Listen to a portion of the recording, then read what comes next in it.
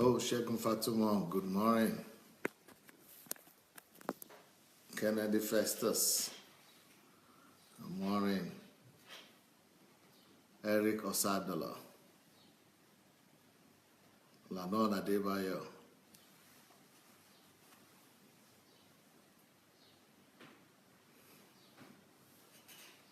Pearl David.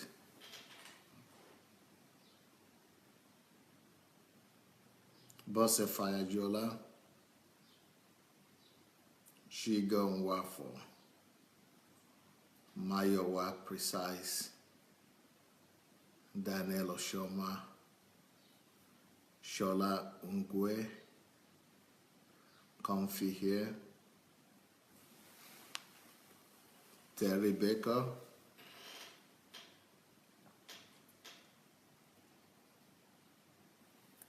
Fulera Jafaru. Simadeep Singh. Flair Karen Matip. Ufoma Nigoro. Ola Martin. Oshuko. Okole Emeka. Olugbenga Oyeka. Ajayi Amaka. Hirpaya. Olukayode. Akundayo. Oluwaleye Donse. Miranda. Ugo Emeka. Daniel Adeleke. Well, nice to see all of you again. Here we go, continuing to talk about our topic for today and for this week. And we are talking about the right and wrong understanding of love. Right and wrong understanding of love. Right and wrong understanding of love. And today, I'm going to be focusing on the wrong understanding of love. The wrong understanding of love. I spoke yesterday about what is your understanding. Yesterday, I spoke about understanding. And today, by the way, if some of you missed out on yesterday morning's message, if you when I was speaking about the soul ties, if you miss out on the message on soul ties, I think it was yesterday morning or day before yesterday evening. Okay, I think it was day before yesterday's evening. I was talking about soul ties. If you miss out on that, look for it. Do anything you need to do to go look at it, to go and get that message on soul ties. Those messages will really, they will go a long way to helping you understand this whole series. All right, and so today we are talking on the wrong understanding of love. Yesterday was on understanding, but today is the wrong understanding of love. And like I said, understanding determines everything. Understanding determines how we behave. Understanding determines our worldview. Understanding determines our actions. Understanding determines, our response to life situations, our attitude, and all that. So understanding is very important. Now, talking about love, what is the wrong understanding of love? What is wrong? What understanding of love will be a wrong one?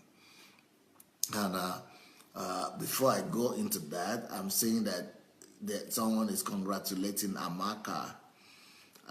So I understand Amaka is having her birthday today. So Amaka, allow us to join you today and congratulate you for this your birthday.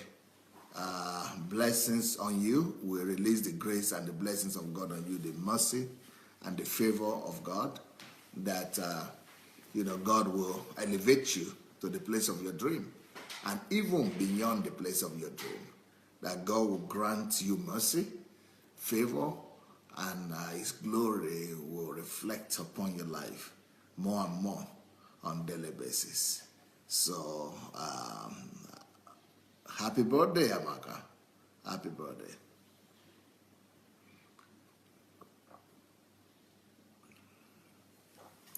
So what is wrong understanding of love? Wrong understanding of love is when we have our own belief about how love is supposed to be or what love is supposed to be. And it is as a result of what we've been taught or what we have made up in our mind or what has been sold to us by the media or by, by cinema, by the movie industry or by the books we have read. Or it could actually be an understanding of love as was sold to us by our friends or our relatives or people around us or our family or in the environment where we grow up. So that could be where our own understanding of love is coming from. But what makes it wrong? What is the wrong understanding of love?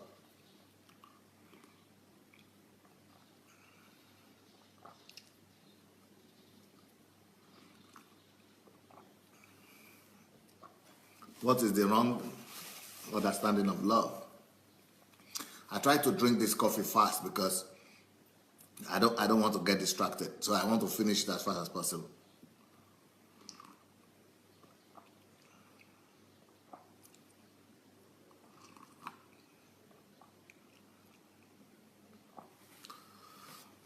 So,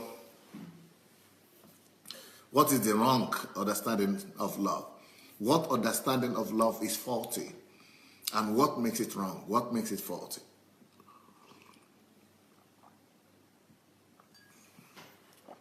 Unfortunately, what we call love is seldom love. Is most of the time not love. Is most of the time just wrong understanding. A lot of the things that we call love is actually egocentrism. A lot of the things that we call love is egoism and egocentrism. Sometimes we call parasitism, parasite love as well. So we call codependence and parasite, we call it love. And many other things we call love that is not love. For example, let me give you, I think I'm just going to go ahead and give you some points, some understanding of love that we have that might not be accurate. One, most of us think that if somebody loves us, that person must always make us happy or keep us happy. Is that right?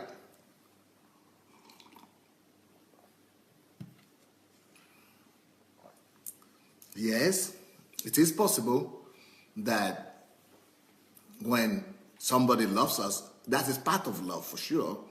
It is true that love keeps you happy. Love brings happiness. And if you really love somebody, you want them to be happy and you want to keep them happy. But you also agree that that is just an aspect of love. If that is your own understanding of love, I'm sorry, you are going to be very disappointed in life. And that love is going to be very painful because sooner or later you will be thinking that somebody is hurting you. That is going to be very hurtful because it's not true. That is not just about love. Love will not always keep you happy. So if your understanding of love is that if he loves me, he must keep me happy, you are missing a point there. And that love is going to turn to hate.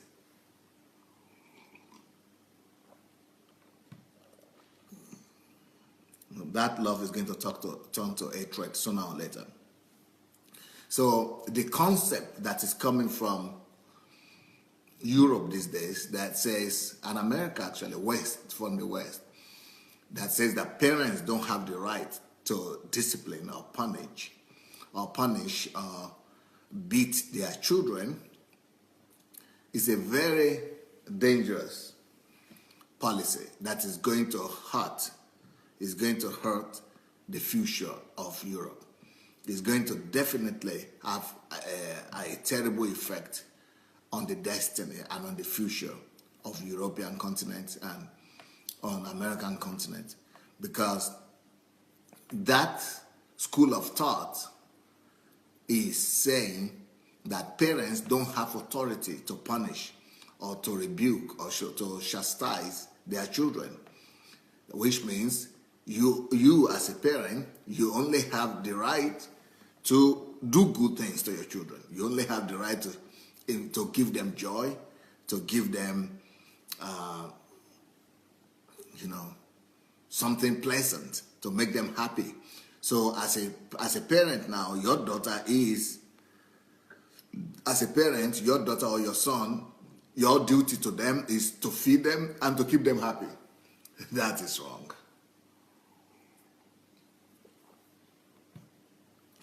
And that's going to be dangerous. That's going to have a boomerang effect years to come. In the next 100 years, it's going to have a dire consequence on the continent.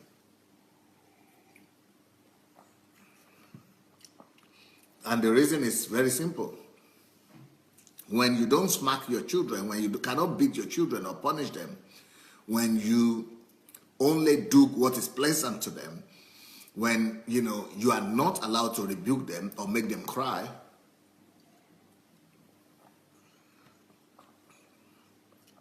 and when they tell you that is love, that is a very faulty and wrong understanding of love.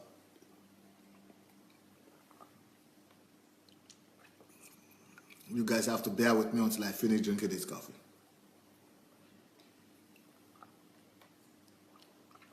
If you don't punish your children, if you don't whip them, if you don't smack them, you are bringing up catastrophe in the future.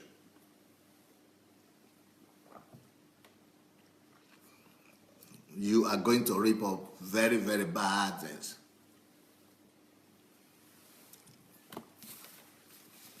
Yeah, here we go.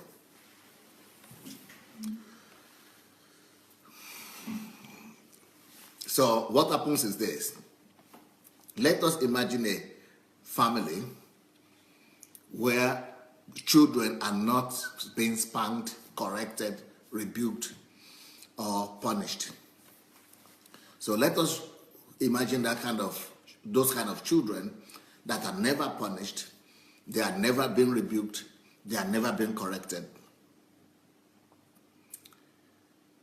And the only thing their parents do to them is just to make them happy, Because if they try to beat them or to make them cry, these children will go to the social service or to the government and complain.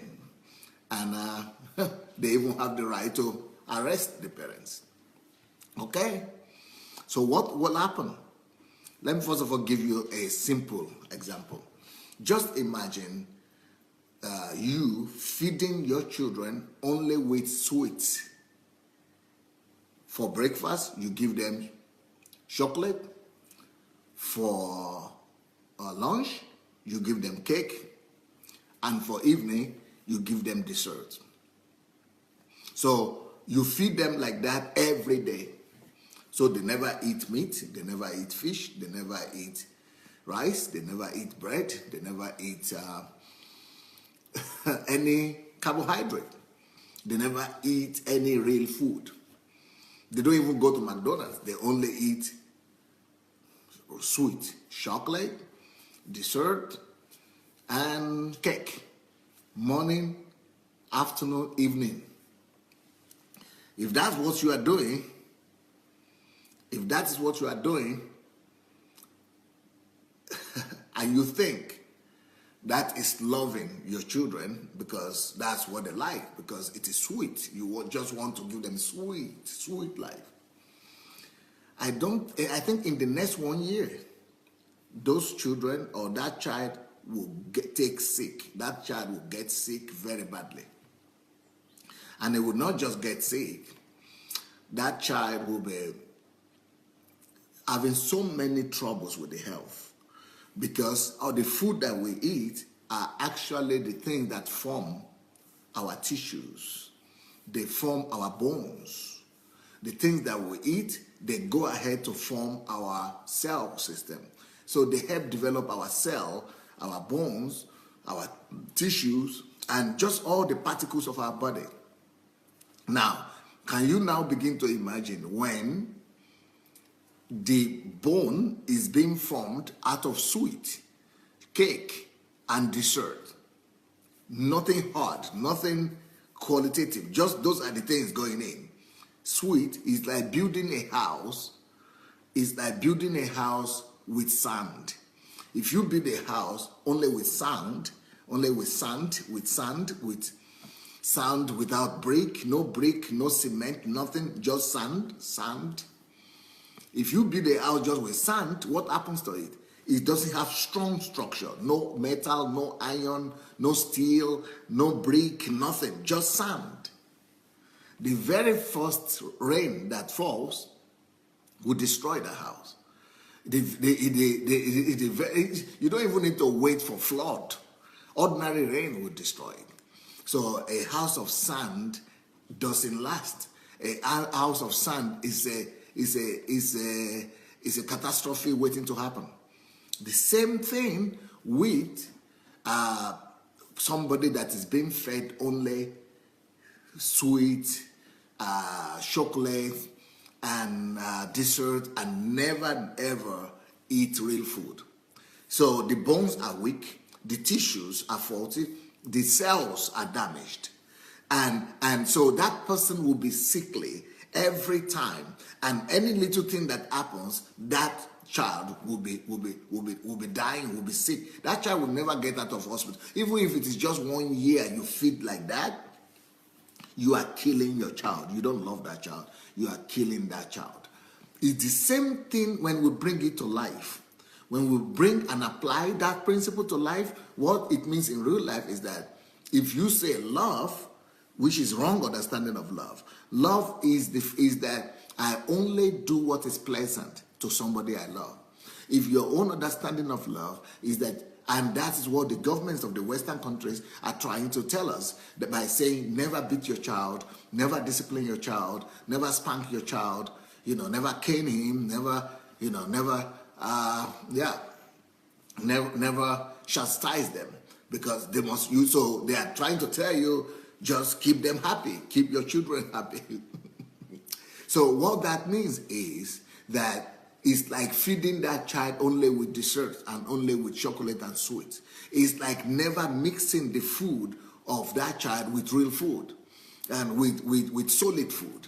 So what is going to happen is that the consequences of that is that that child that is not being punished, that is not being spanked, that is not being smacked, that is not being disciplined, that child will grow up happy. But that child will grow up not just spoiled, but that child will grow up with a mindset. And you know what mindset? That child will grow up with a mindset that love means pleasant. They will grow up with the mindset that says love means pleasure. So they will not be able to function in real life. Because one day they will grow up, that child will grow up, and that child will leave the father's umbrella. That child will leave the father's house. And when that child leaves that father's house, they will need to have an encounter with real life. And you know what? In real life, nobody knows how you are taught. Nobody knows either you've been punished before or you've never been punished before. Real life is tough. No matter what life, is it in Europe or in Africa, life is tough.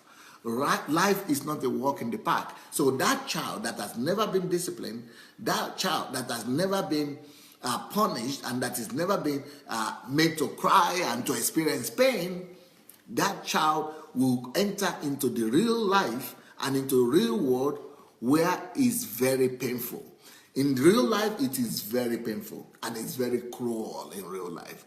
The Bible says that the whole earth lies in wickedness. The whole earth lies in wickedness, in evil. So there are so many, there are so many factors of pain and factors that bring pain and sorrow to you on daily basis in real life. I mean, okay, in real life you will encounter, so what they have done in your house, if the government is telling us don't beat the child, don't spank the child, it means don't inflict pain on the child. So they are telling us we should not inflict pain on the child. But in the real sense, the attempt to save a child or even an adult from pain will only result in a worse amount of pain. It will only result in greater pain. Because let's say, for example, a child grows up in a family where he's never experienced pain. He doesn't know what is pain, because they don't beat him, they didn't scold him, they didn't reprimand him, they just let him grow happy. Life is wonderful, be happy. And that is their own understanding of love, that everybody must relate to me to make me feel good, to make me feel pleasant, and life is about enjoyment. So if a child like that is not used to pain, what happens when it goes out of the umbrella of his house? What happens when it goes out of the umbrella of the family? It will go into the real world where there is pain. Our world is full of pain. Now, what are the consequences of that? That child will begin to avoid anything that is painful. First of all, that is detrimental to that child himself, because even to give birth to any success, to give birth to any achievement, to have any success whatsoever, there is no success that is without pain. Every kind of success is painful.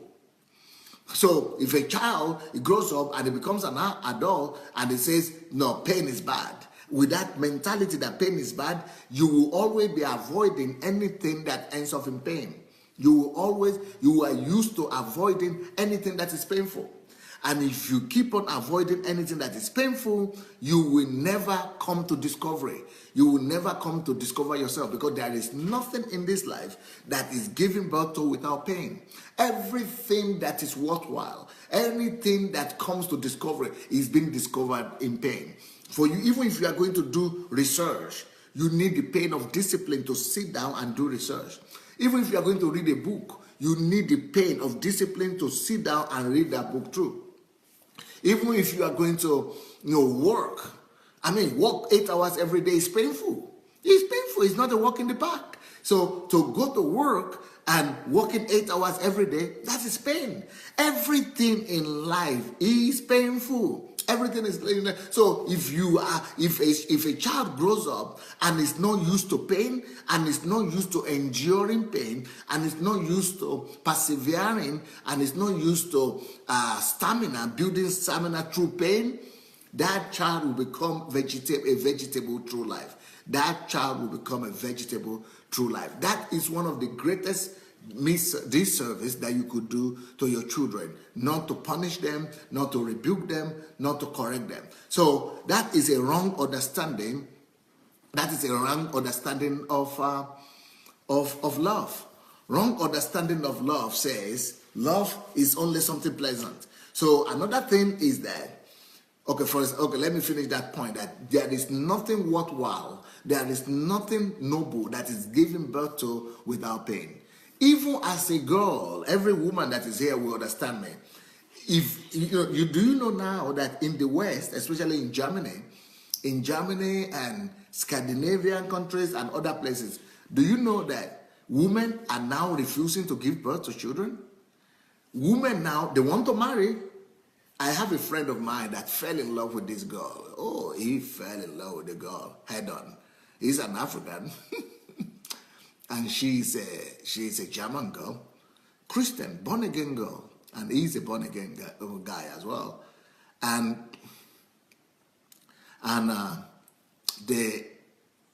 They met, fell in love, and they were dating. They dated like for 2-3 years. Then after 2-3 years, they began to plan their wedding. And they had met their parents, they had met his parents, her parents, and they have all agreed, and their pastors, and everybody knew that these people are going to marry. So now it got to a place where they needed to prepare for marriage. And then they began to talk about how many children are we going to have, and all that. And you know what the girl said? No, I want to marry you not for children. I'm not going to have children. I don't plan to have children. I love you. I don't want to have children. Why? Oh, because children means pain. She knows that having children means having pain, because you have to be pregnant for 9 months. That's pain. It's not just pain for one time. It's pain every day for 9 months. And then after that, you have to go through the horrible pain of delivery. And then after that, you have to spend the next 10 or 20 years of your life suffering pain and enduring the pain of bringing up that child. So there are so many girls like that. Anyway, of course, you can guess how that relationship ended. The African man wants to have a child. The African man wants a child. So they broke up the relationship. But that is because that man is an African. But there are many other European men that agree. Okay, if you don't want to have a child, okay, we love each other. Okay, it's okay. But you see, because that lady had been raised in a family where pain is seen as something negative. Where love is supposed to be just all these pleasant things. Love is supposed to be all about happiness. Love is supposed to be all about enjoyment, pleasure, and all that. If that is the kind of idea that you have about love, you are deceiving yourself. Because your life is going to end up with so much pain that is much worse than the pain you are running away from initially.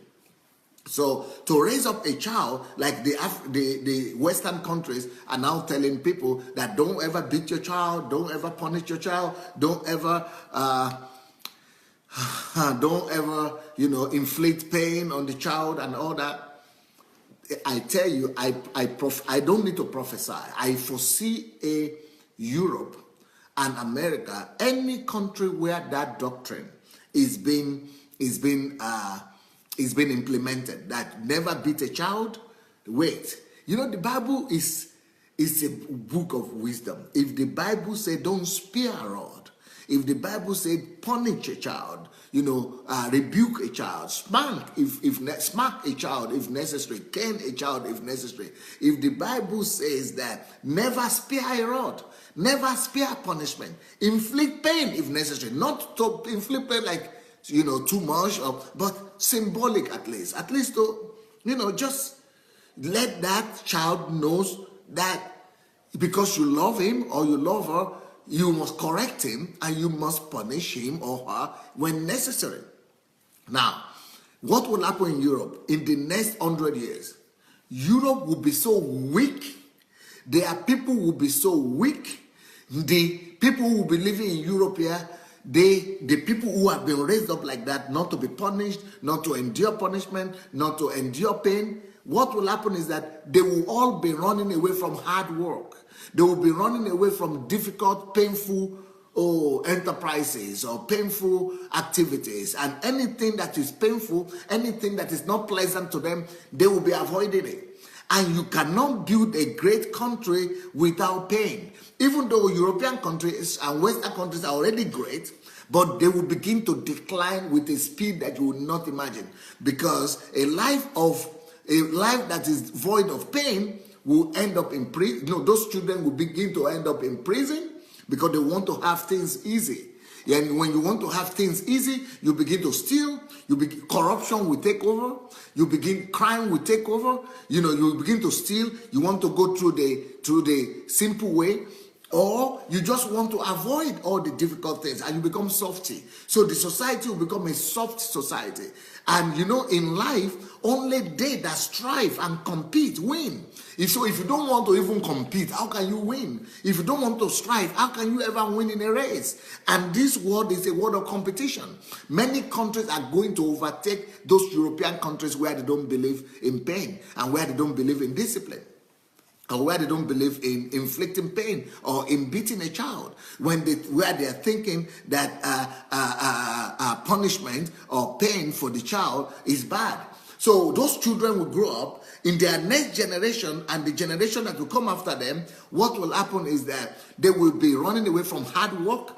They will be too weak to fight. They will be too weak to confront opposition. Those countries will be overtaken by other countries. And that is already happening. Do you know that statistics have said that the fastest the fastest people who become millionaires in Europe, in England, in Germany, maybe not Germany, I don't know Germany, but in England and America, the people who become, the fastest number of people who become millionaires are immigrants. Immigrants, why? Because they work harder. Immigrants, why? Because they are ready to go through any amount of suffering. They are ready to go through any amount of pain to be able to get their success. But the local people, the Americans and the Europeans and the English people who are born there, they are struggling. They don't have the success that the immigrants have. Why? Because the immigrants are familiar with pain where they are coming from. They are familiar with difficulties. And so whatever difficulty they are encountering and they are having in the West is nothing for them compared to the difficulties and that they went through in where they are coming from. So their difficulties has molded them to be able to pass through any situation and be able to pay any price. In fact, I saw a statistic that says that out of 10 millionaires now in America and in England, out of 10, 8 of them were not born in America. 8 of them were not born in those countries where they live. 8 of them were either born in another country and they came over here, or their parents came over there. So you see, that is already what I'm talking about. You know, people from other countries are already overtaken. Why? Because they are used to intensive life. They are used to painful life. They are used to disciplined life. But if we now have that understanding and we entertain that understanding that says that love is just pleasure and love is only making another person pleasant, we are destroying our own country. Now, it's one thing if this happens to one person or with two people. Can you imagine this happening to the whole country? I mean, for example, I don't live in Germany, but I have many, we have churches in Germany. So I used to have a Bible school in Germany that was having 300, 400 students. And we have churches there. Do you know what I discovered in Germany? The people that we have in our church, most of our church members are coming from the former Soviet Union, but there are also local Germans there. Germans now, we know Germans are very hard working, very hard, strong people. But this new generation of Germans that are growing, they are so weak. If you are a foreigner now, it's easier for you to go to have a breakthrough, not just in Germany, but in everywhere. It's easier for you as a foreigner to have a breakthrough and to forge ahead, stronger than many Europeans now, because they have been raised up weak. And that's why many of the African women they cannot even imagine marrying I'm sorry for that, but they will not marry some European men because they say they are too weak. You see, because of the way they are being brought up, especially the men. Men are being brought up like girls, and they are not competitive anymore. So the whole society is going to collapse sooner or later. That is why I'm going back to Africa, because the future is in Africa. Because in fact, I will be the first one to admit to you, if I had not been born in Africa, if I had not gone through all the difficulty and the pain that I went through, There is no way I would have been doing what I'm doing today, and there is no way I would have become what I am today. But now, having said that, I also want to say that even people from Africa, you might not be bringing up your children this way, maybe, but some people are bringing their children up this way as well. But let's leave the one of children alone and the wrong understanding of love in family. Let's talk about the wrong understanding of love in relationships. Now, that is another problem. Between husband and wife, or between a man and a woman, a lot of people also have bought into this idea that if you love me, you must always do what pleases me. That is a wrong understanding of love. In fact, I have discovered that many people that I try to love and many people that I try to show love to, even though I love them, but I'm more interested, first of all, in helping them get ahead in life. I am more interested in their progress than in their comfort. But you know what I've discovered? I've discovered that, especially women, that people want you to display love for them in terms of pleasure, pleasantness, joy, happiness. Just make me happy. You see, that just make me happy mindset about love is a wrong understanding of love. It's a wrong understanding of love. So, for example, if I come to somebody that I really love and admire so much, and I say, I used to have a secretary like that. Okay, in the morning, for example, I come to the office, I see her, she looks great, she has this very good hairstyle, what they call cosmetics, and I tell her, let's say, Clara, you look great today, you looking great. She said, oh, thank you. So the next 10 minutes or 20 minutes, she comes to the office and I see her. She's all happy and excited. Okay. I said, why are you so happy? Oh, you gave me compliment today. You said something good about me. Good. Okay. Keep it up. Then maybe an hour later or 2 hours later, the work she's supposed to do, she messes up, or she didn't do the work well. And I begin to scold her and I say, why should you do such a bad job? What is the problem? Go and correct it. Then, 5 minutes later, I'm passing by. Where is the happy girl? Where is the happy girl? Where is the girl that was just happy just 1 hour ago? No more happiness. She's now crying somewhere, hiding. What's the problem? No problem. No problem. Why are you crying? No, everything's okay. You see, because... So then later on, the other secretary is coming. I'll say, oh, what did you do to her? Did you rebuke her? I corrected her. Oh, wow, she's so sad now. So 5 minutes ago, she was happy because I said, compliment that she looks beautiful. And 5 minutes later, just because I corrected her, she's now sad.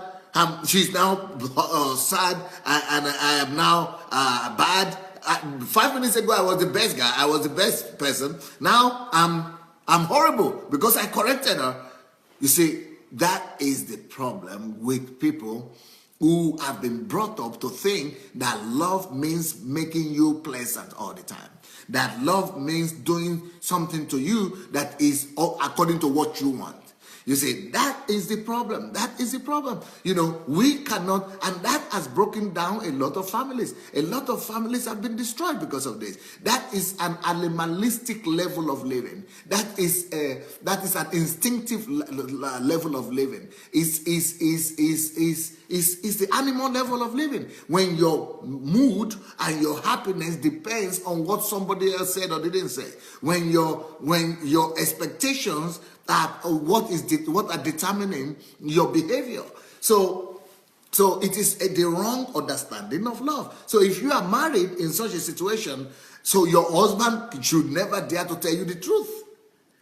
Because if your husband tries to tell you the truth, you will be angry. You will think he doesn't love you. How could you build a family that way? You see, many people think love only has to be pleasant. Make me pleasant or you don't love me.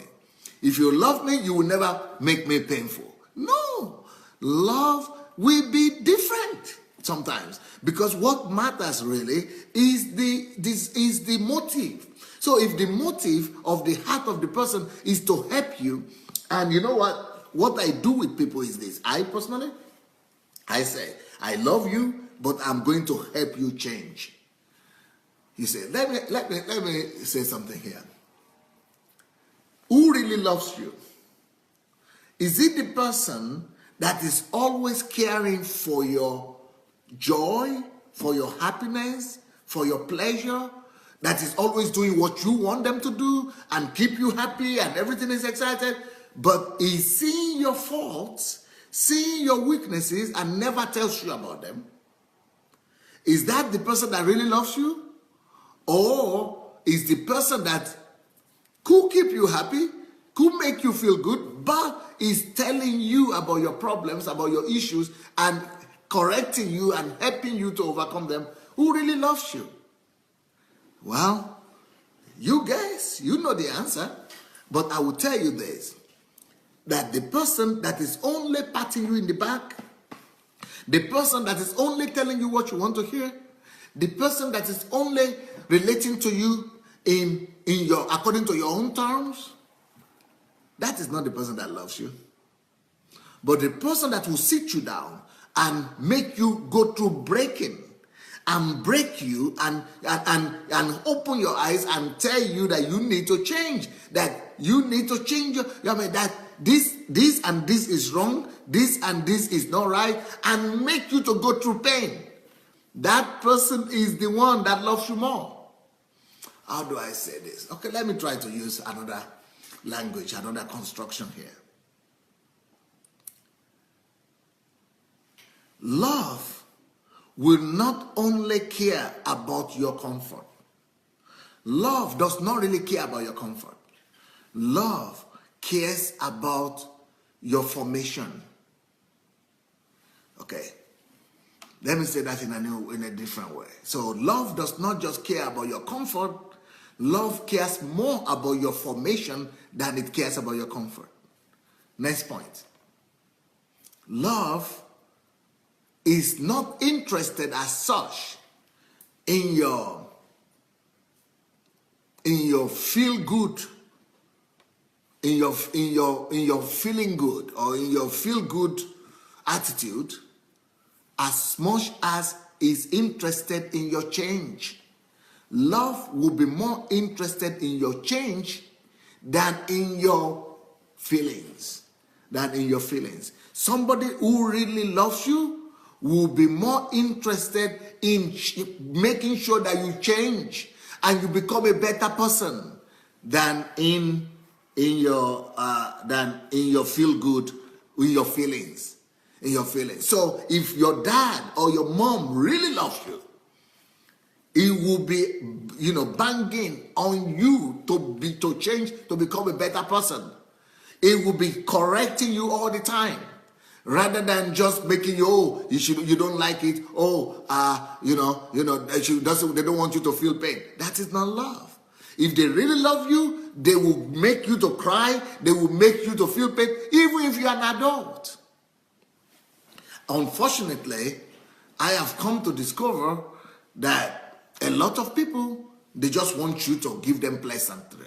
They just want you to make them feel good. They just want you to love them according to their own terms. Those are wrong understanding of love. You cannot just love people according to their own terms. If you really care for them, you will love them, in a way that it will improve them and make them better. So when I see those kind of relationships, I cut them off. I put a gap. I know that the person is not interested in change. That person is not interested in me. He's not seeing me as a means of blessing to him. He's seeing me as a means of Coca-Cola love, or chocolate love, or sweet potato kind of love. I mean, it's not the real genuine love. Real, genuine love will give you both the pleasant part and it will give you the painful part as well, just to make you better. Let me tell you this.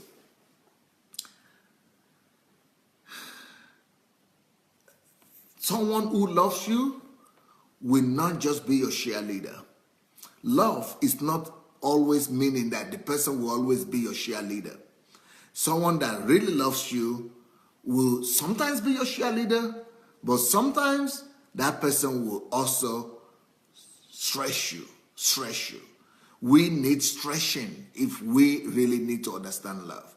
So, but the wrong understanding of love will say, if you're making me to stress, or if you are making me to feel pain, or if you are doing something that I don't like, it means you don't love me. And especially women say that a lot. I mean, now I am very romantic. And I am a believer in telling people how much you love them. So I teach my members here that they must tell their wives, how much they love them. I mean, they love them, and you will let her know you love her all the time. As a matter of fact, I say as a matter of principle, you must tell your wife between 3 to 5 times a day how much you love her in different ways. But that notwithstanding, I am more interested in your change or in people's change, and than in their, in their feelings. So even in a family, family is all about feeling most of the time. But still, if you really love each other, you will learn to speak the truth to each other. So love is not about being your cheerleader or somebody who is clapping for you all the time. Love is about truth. Love is about truth as well. Love is about change. It's about trying to help you become better and trying to help you change to become a better person. That is what love is about. Love is not about just making you feel good all the time. So that is another aspect of the wrong understanding of love. If you are the type that thinks that your husband or your friends should only be praising you, if you think that your husband or your friends should only be praising you, then you are going to have a lot of pain. You are going to have a lot of pain because they will not pay you. They will not praise you all the time. They will let you know where you could change and where you could become better. So if your child is telling you that you should only be praising him or praising her, that child, is going to be living in deception. So just, love is not just about praising you. Love sometimes is about correcting you. Love sometimes is about, disciplining you actually. So the wrong understanding of love is, that, you should only make me pleasant. Do only things that are pleasant to me. I'm sorry. Or tell me only compliments. Tell me only things that are beautiful. And, so funny when people think that love never inflicts pain. Wow, you think so? Love has a lot of pain. Love will have a lot of pain. I mean, can you imagine how much pain Jesus had to go through? For God so loved the world that he gave his only son, Jesus, that he would die for us. I mean, he died for us. He went through so much pain to demonstrate love. Love means a lot of pain. Love means a lot of pain sometimes because love includes correction. Love includes change, and that is with a lot of pain. That comes with a lot of pain. So if you say that if you love me, you will never make me feel pain. If you love me, you will never, make me feel bad. That is living in deception and living in self-illusion, living in delusion actually. That is self-delusion. It's delusionary.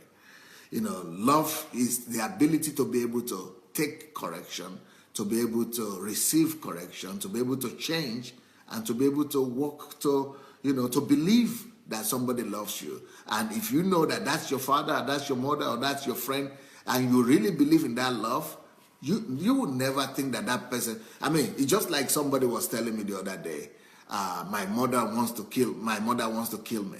I said, why do you think your mother wants to kill you? Oh, I had a dream. I said, so what are the actions that has proved to you that your mother is a witch? Because that's what you were saying. Oh, well, no action. Oh, she's always been good to me. She's always been nice. She sent me to school. She gave her life for me. She did everything for me. And then you want to believe this dream? Oh, yeah, because I told the dream to some prophet. They said, oh, that means she's a witch. She wants to... I said, action speaks louder than all this, your dreams and prophets. If your mother, has demonstrated to you how much she loves you all her life, how come you ever believe that she wants to kill you? You see, people who have demonstrated to us their love, they have the right to also correct us. People who have demonstrated to us how much they love us, people who have shown us, who have opened their hearts to us, we should believe them. We should believe more in good than in evil. But unfortunately, of course, some of us, because of our mindset or because of wherever we're coming from, well, maybe because of our bad experience or past experiences, we find it difficult to believe that somebody could be making me feel painful and still love me. Like, for example, one of the secretaries that I had, she was telling me, yeah, Pastor, I understand in my head that you don't hate me, that you love me, but whenever I feel pain, or whenever you do say something to correct me, I still feel pain. And I can't understand, I can't put that together, that somebody who loves me will make me feel pain. Well, that pain you are feeling does not necessarily mean the pain of hate. That pain you are feeling might be the pain of challenge, the pain of change, the pain of, the pain of change, the pain of truth. And those kind of pain sometimes are necessary for you to become a better person.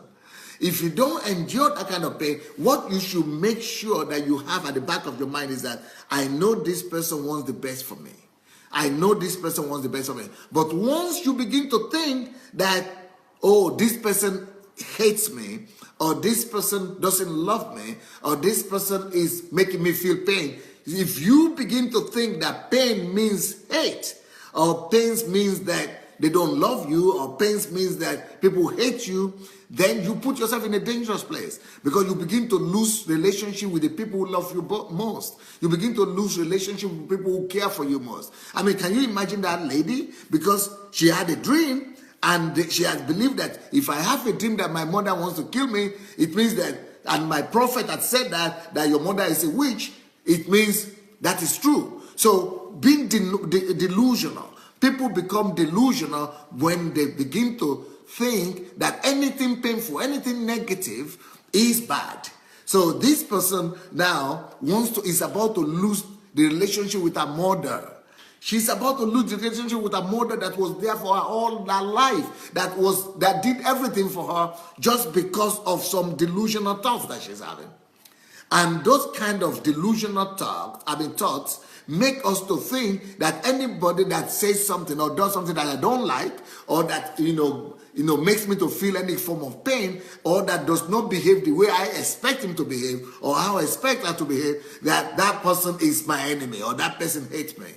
It's so sad, because that way we could lose relationship with some of the most destiny-defining individuals in our lives. I mean, can you imagine another guy who is a boy that I also spoke to, he cut relationship with his mother, just because he thinks that the mother is the one responsible for all his failures in life. I mean, and this is a grown-up guy. He's a pastor. And he will not relate to his parents, to his mother, because he thinks that, and the mother is fasting and praying and, doing everything, sponsoring him, and he will not talk to her. Just because of some delusional thoughts making you to think that somebody is against you just because their understanding of love, their action does not fall in your own understanding of love. It's a horrible thing. Wrong understanding of love could be disastrous. The wrong understanding of love could be disastrous.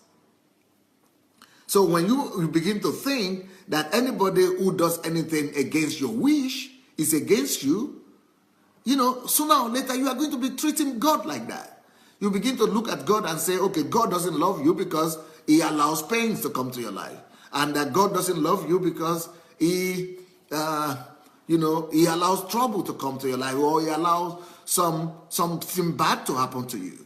When we begin to think like that, sooner or later you begin to hate God also, because God will allow some bad things to happen in your life.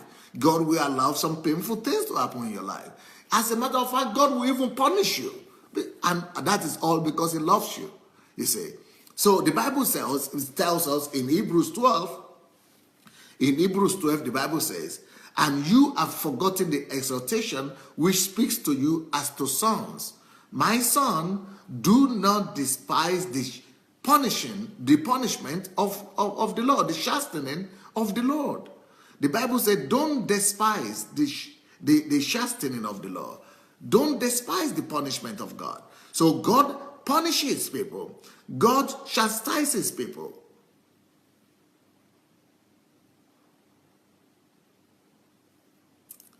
My son, despise not thou the chastening of the Lord, nor faint when thou art rebuked by him. God would correct us. God will rebuke us when necessary. So the fact that you get angry doesn't change the mind of God. And when I begin to relate to people and I begin to try to correct them and I try to make them better and they get angry, I just walk out.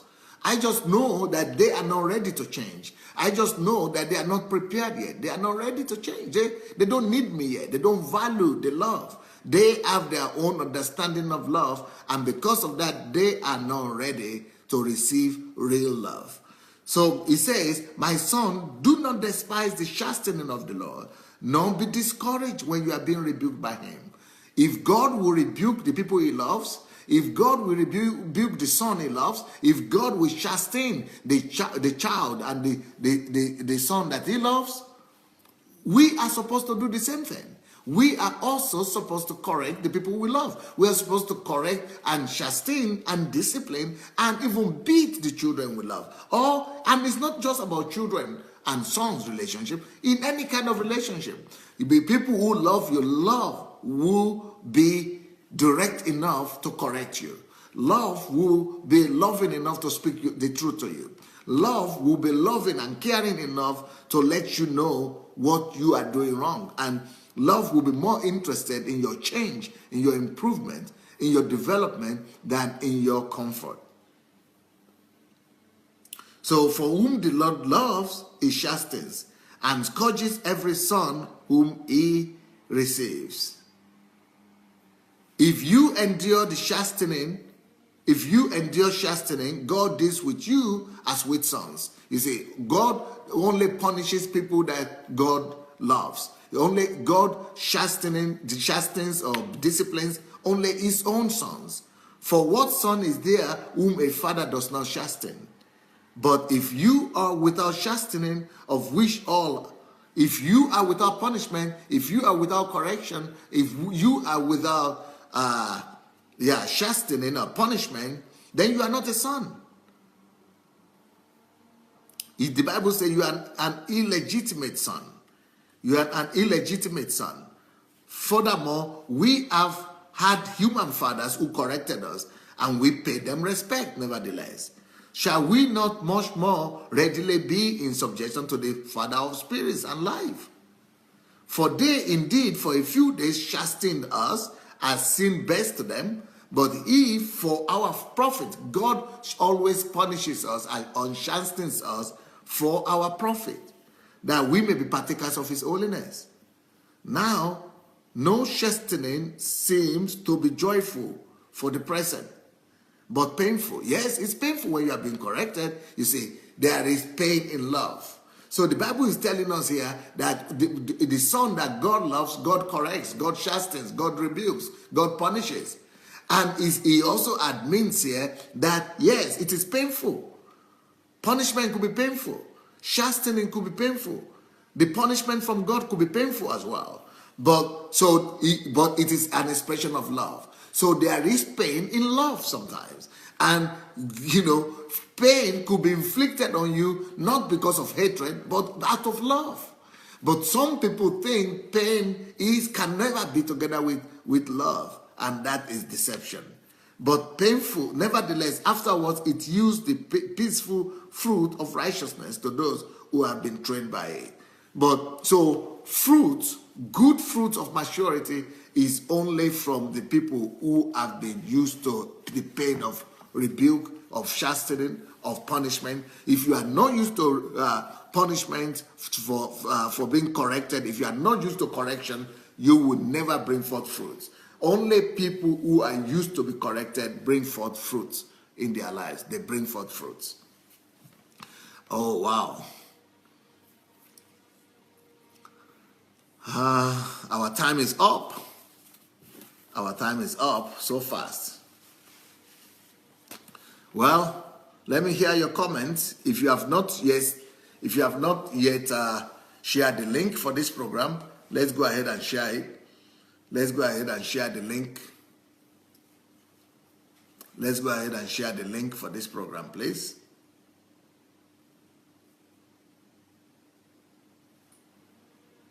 Let's go ahead and share the link to this program.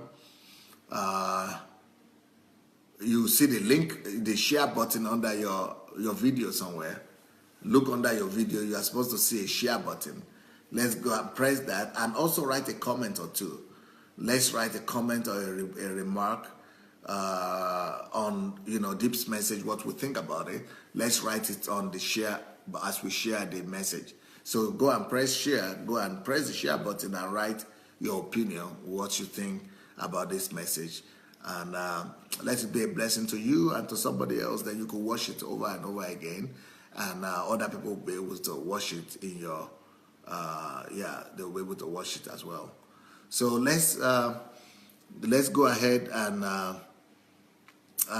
hear your opinion. Let's go ahead and hear your opinion about this message.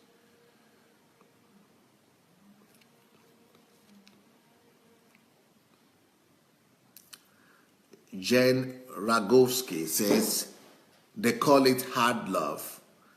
Yep.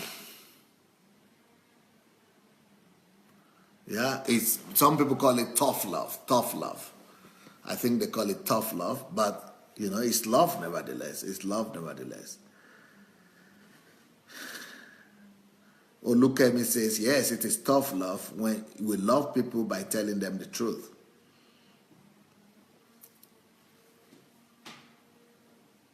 Olushe, you said, preaching love.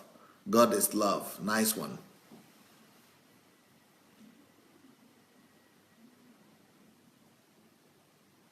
Titi Showemimo said, a lovely message. Thanks, sir.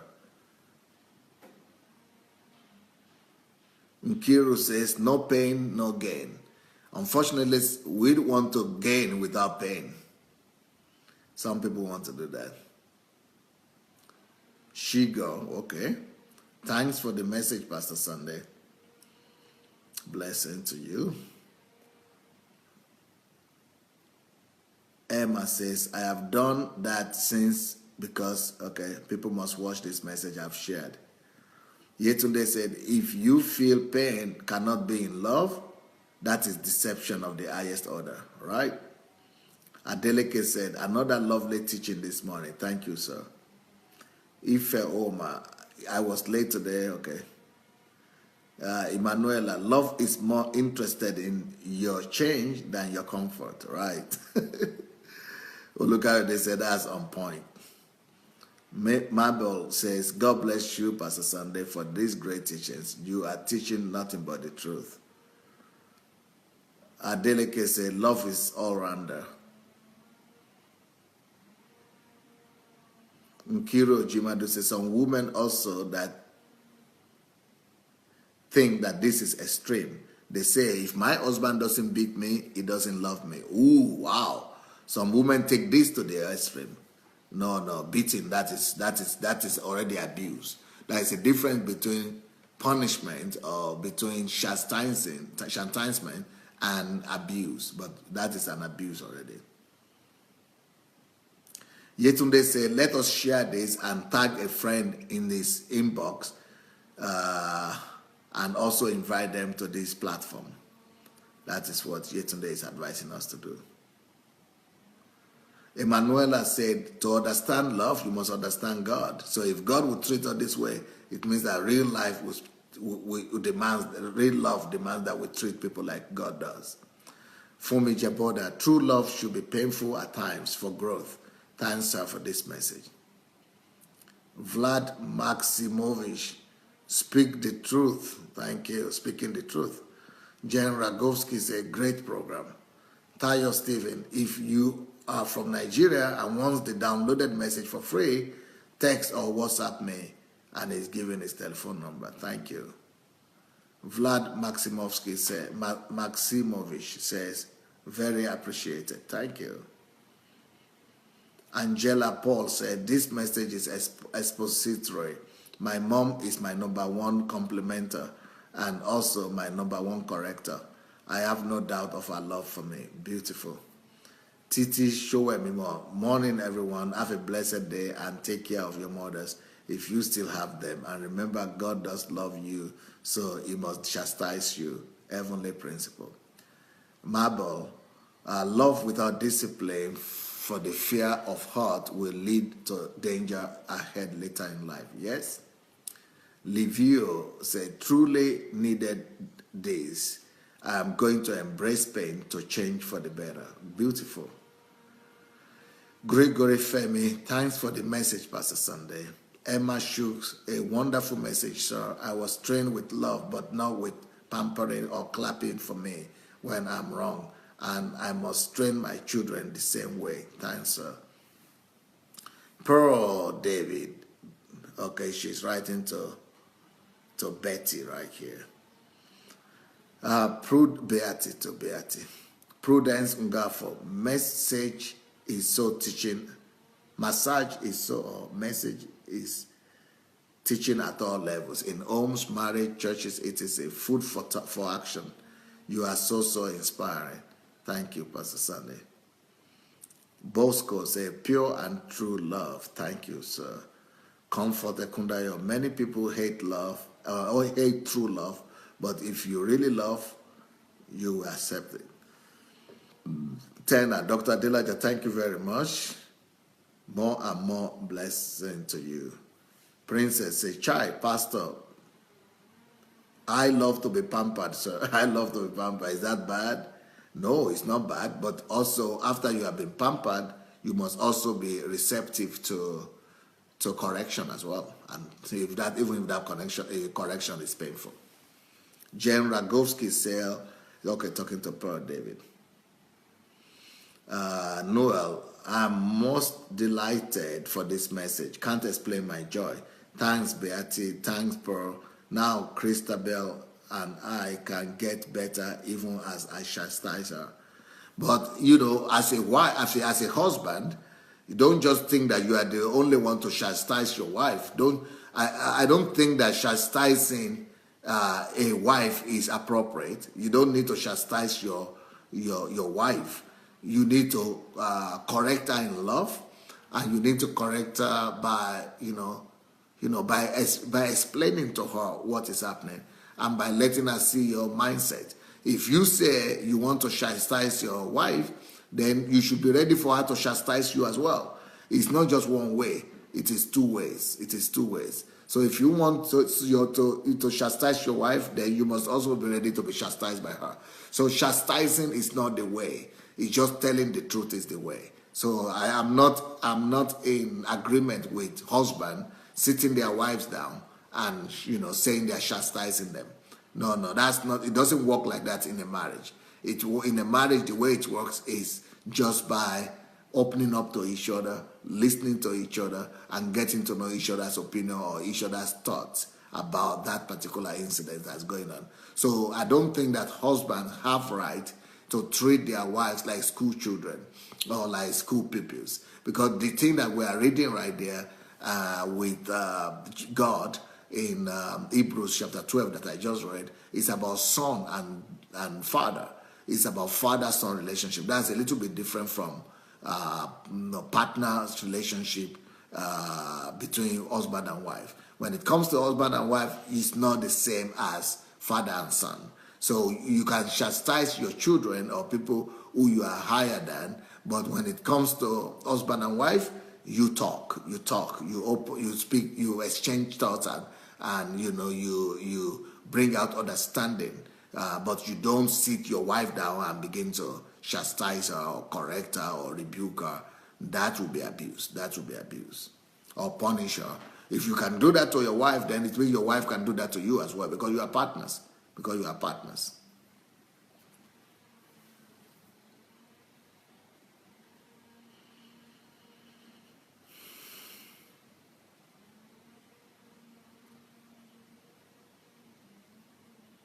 Vlad says, thank you for this message. I get chastised by the church for correcting people out of love. This really encouraged me. Thank you for the message. Niyo Lushola, open rebuke out of love is better than withholding rebuke due to love. Withholding needed rebuke makes hypocrisy out of love. Pearl David, pure love exists in discipline. It has to be done with wisdom and the motive of the person's future or formation, or basically the love of God. To do it for any other reason is wickedness. Okay, gift blessing. This thought I will put into the fire. I will refine them like silver and test them like gold. They will call on my name. Okay, that's the scriptures there. That is right. Kemi Phillips, thanks for this wonderful message, Pastor. This is an eye-opener. So many parents are so scared to correct their children here in the UK because of the social services. God help us. Kennedy Festus, the person who loves you corrects you most. More grace. Ajayi Amaka, thanks so much for this message, Pastor. I was trained in pain, which has stepped me up in greatness. Comfort, this truth you are teaching us to change us in all areas of life. People that hate correction will not come to this platform. Thank you, Pastor. Okay, Noel is saying, Noel Okushuku say, Christabel is my daughter. Oh, sorry. I thought Christabel was your wife. Sorry, but I think somebody needed to hear that. I think it was not by accident that God allowed me to make that assumption. Maybe somebody needed to hear that, because I know I'm a pastor, so I'm an experienced pastor, and I know there are some husbands who believe in lecturing their wives, and I just wanted the husbands to know that they don't have the right to sit down their wives and be lecturing them. They must talk to them in love and just let them understand. So I didn't know Christabel is your daughter. Sorry for that. Victoria said, Pastor, please teach submission, sir. Teach whom submission? You mean I should teach women submission or men submission? I'm not teaching about marriage yet. What I'm teaching on right now is just principles. One day I will get to teaching on marriage and relationship, and that is not now. This is just about love in general. Titi Showemimo said, this is a very balanced teaching. Lovely. Pearl David, Pastor, true love is using your left hand to correct a person, and then after the sting, using the right hand to show them how to fix the bad behavior. That's so true. But another thing is this. Before you use your right hand or your left hand to correct or beat, to chastise, I have a principle. My own principle is this. Before you inflict pain one time, make sure that before you beat one time or before you correct one time, before you beat or inflict pain or spank one time, make sure that you have done 10 compliments before. Make sure that you have loved, you have shown the act of love 10 times more than that correction. So if you have loved the person about 10 times ahead, then it opens the door of trust whereby you'll be able to correct the person one time. So it must be, the ratio must be 10 to 1, 10 to 1. 10 compliments to 1 punishment. Okay, Noel says, my wife's name is Helene. Christabel is my daughter. Okay, I got it. Princess says, husband and wife have equal rights. Yes. Charles Ushe, thank you so much, Pastor, for this balanced message, sir. Thanks for shedding light on the difference between different kinds of relationships, sir. Very enlightening, Pastor. Balanced teaching without any prejudice. Oluwa Fumilayo says, God bless you, sir. More anointing to teach. Ugo Emeka said, you are so balanced in this teaching that I am grateful. I love you, Pastor Sunday. Janet says, partners in love, husband and wife. Yeah, thank you, sir. Yetunde says, the best thing that could happen to anyone after knowing God is to be on this platform. That's, for me, is a rebirth. And I appreciate and love you so much, Dr. Adelaja. You have no idea what you do to me spiritually on a daily basis. I always thought that my hobby doesn't love me when it chastises me on certain things. Now I get to understand that it loves me even more than I could imagine. Thank you so much. Janet says, this is so balanced. Paul David, okay, talking to General Rogowski.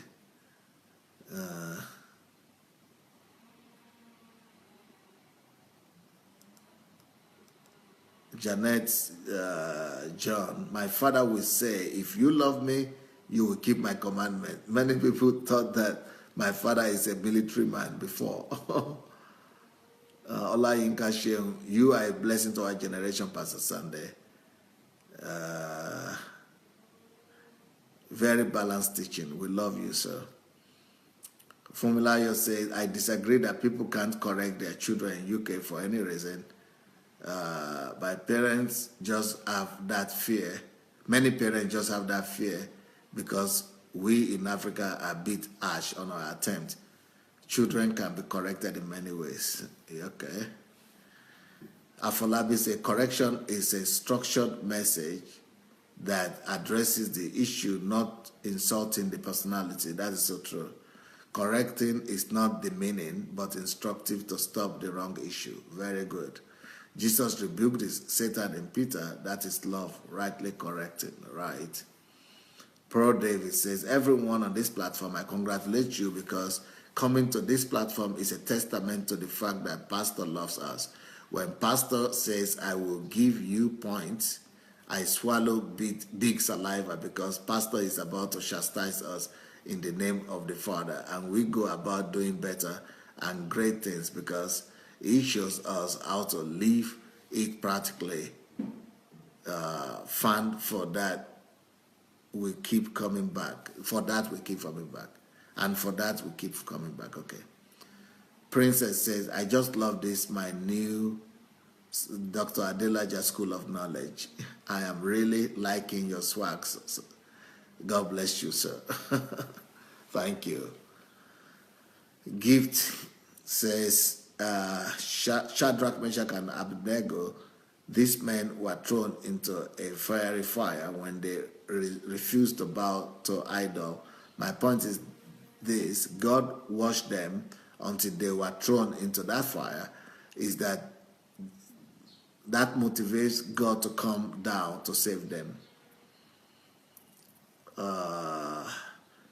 John Ragowski, thank you so much for your kind words.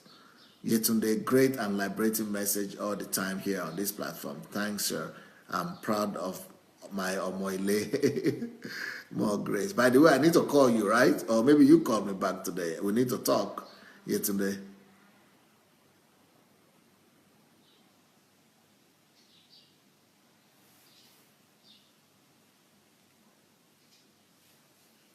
Fumilayo, I love the way you explain the relationship between man and his wife. Thank you, Pastor.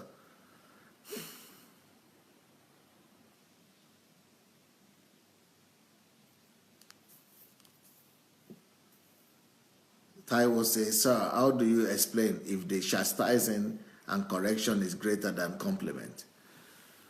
You need to 10 to 1. Yes, I said 10 to 1 because, we all, that's just life. We love to be, we love more pleasant things than painful things. And for somebody to be able to be receptive to your correction, for somebody not to be repulsive and to be angry at your correction, you first of all need to prove your love to them.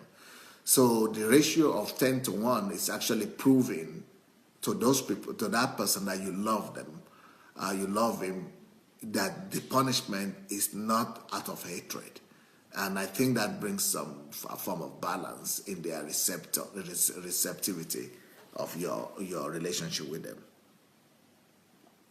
Olukayo says, I do flog my 5-year-old son when he exhibits foolishness. He hugs me the next minute because he understands why he was spanked. Love should correct. Afolabi said, I once flogged my daughter and she said to me, a good father does not beat their children, that Jesus did not beat his disciples. So I told her it is documented in the Bible, and she asked me to show her. You know what? I had to go search for that scripture to show her. And when I did, the matter was settled. She is sick. I told her I'm not helping her if I refuse to punish her. Bolaji, bless you, sir. Your fountain will never run dry. Thank you. Abo said, dear Roberts, good morning, everyone. I came late. Ooh, wow.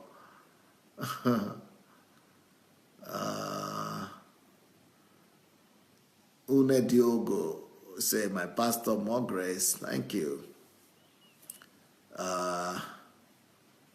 Jen Ragovsky said, you are the best pastor alive. Wow, thank you. Ernest Ebong says, this platform is a university of understanding, knowledge, and self-discovery. Thank you, Pastor, for allowing the Lord to use you to impact this generation through this platform. Pearl Davis says, people are very sensitive. You have to verbalize the love. You have to let them know the wrongdoing or the standard, because you don't want to just chastise and kill their dignity. That's why compliments help reduce the stench. Yeah, and that's why the ratio of 10 to 1. All right, guys, I think we had a nice time. We'll continue in the evening. I will see you in the evening. Evening is 7 o'clock, 7 p.m. British time, and 7 p.m. Nigerian time, and 2 p.m. US time, and 8 p.m.